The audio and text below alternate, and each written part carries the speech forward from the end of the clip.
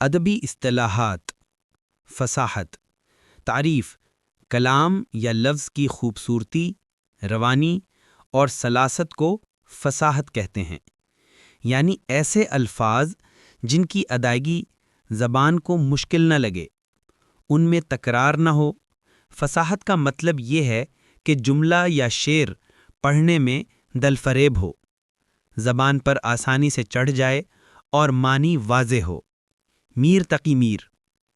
الٹی ہو گئیں سب تدبیریں، کچھ نہ دوا نے کام کیا، دیکھا اس بیماری دل نے آخر کام تمام کیا. بلاغت.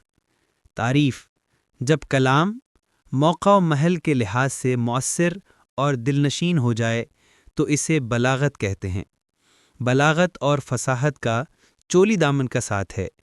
فصاحت سادہ الفاظ کی ادائیگی، جبکہ بلاغت بلیغ الفاظ کی ادائیگی ہے، یعنی ایسے الفاظ جو دل پر اپنا اثر چھوڑیں، جن کو سن کر قاری پر ایک کیفیت طاری ہو جائے. اقبال. خودی کو کر بلند اتنا کہ ہر تقدیر سے پہلے خدا بندے سے خود پوچھے بتا تیری رضا کیا ہے. آمد. جب شعر شاعر کی زبان پر بغیر کسی محنت کے اچانک ظاہر ہو جائے تو اسے آمد کہتے ہیں. آمد ایک فطری کیفیت ہے جس میں شاعر بے ساختہ شعر کہہ دیتا ہے. میر تقی میر کا شعر ہے: شام ہی سے بجھا سا رہتا ہے، دل ہوا ہے چراغ مفلس کا. آورد.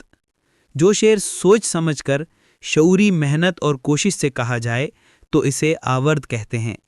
یہ آمد کے برعکس ہے، یعنی شاعر جملوں کو تراش کر شعر میں تبدیل کرتا ہے.